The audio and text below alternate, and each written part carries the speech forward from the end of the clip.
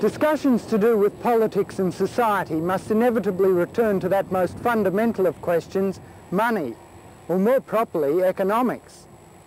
It's in the realm of economics that one finds the most coherence between what the various elements of the new right are saying. Given coherence through the proposition that government intervention must be reduced, there are still a number of schools of thinking on the most expeditious method of achieving this. The two most important are broadly defined as the monetarist school, headed by Milton Friedman, and Friedrich von Hayek's Austrian school. The monetarists offer, well, to be quite honest, to them, they do not offer a complete solution. What they do say is that if one controls the supply of money, then one removes a certain degree of instability.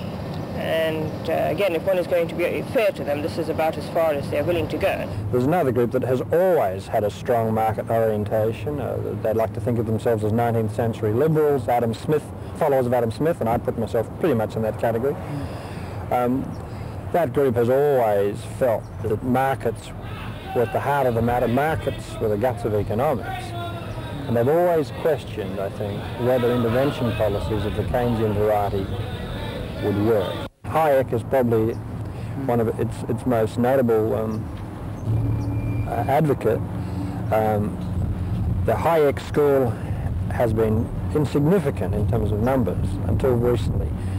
It is now growing, and you can see this within Australia, I think. The Austrian suggests that one needs to go beyond merely looking at the macro picture, as it were, merely looking at aggregates like the total level of employment or supply of money. One needs to inquire into the way in which information is passed through the economic system, and this means again looking at prices set in different markets for different products for different kinds of labor.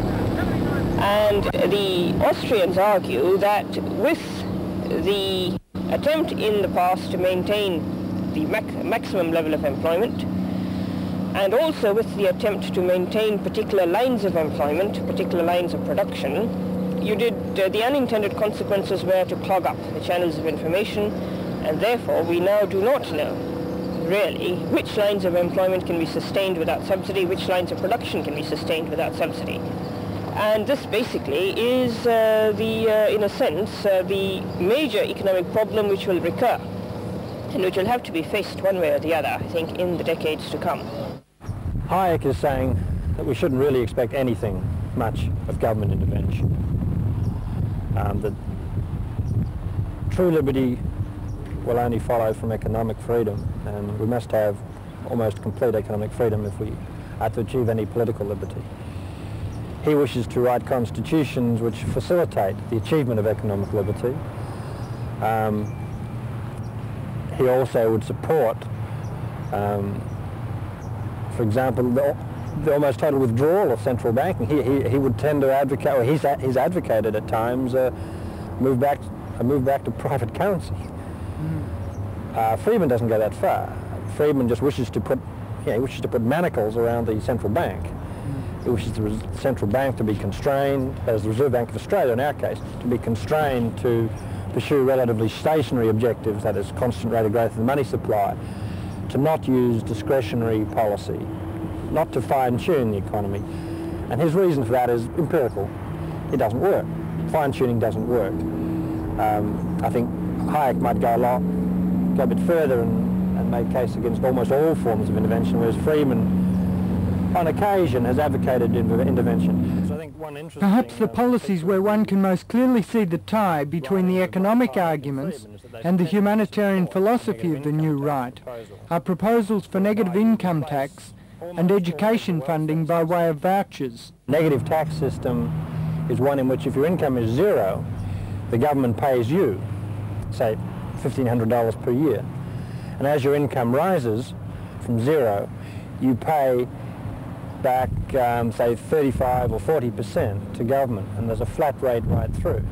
Now what this means is that if you're currently unemployed, you don't lose your entire unemployment benefit when you get a job.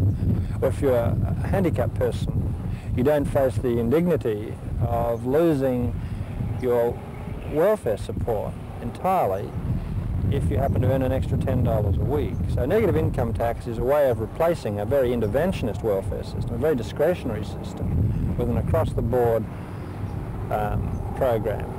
The negative income tax systems basically say we care about people rather than the situations people are in.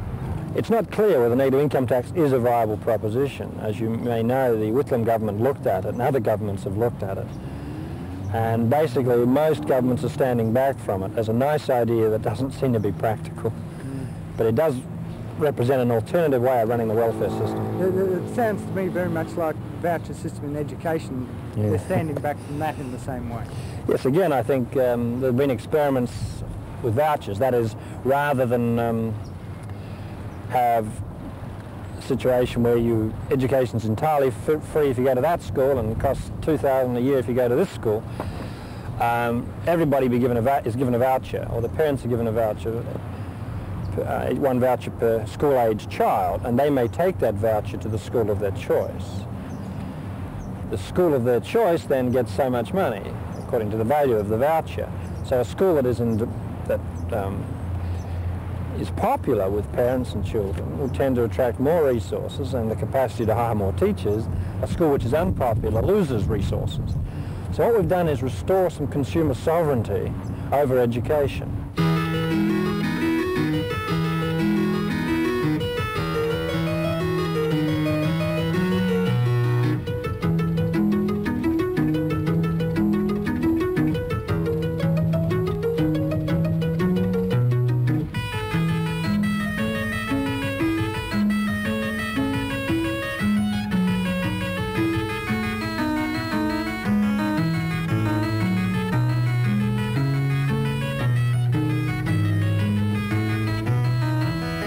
The most heartening aspect I've found in this reawakening is an acknowledgement that society, its operations and its problems can't be neatly pigeonholed into little boxes.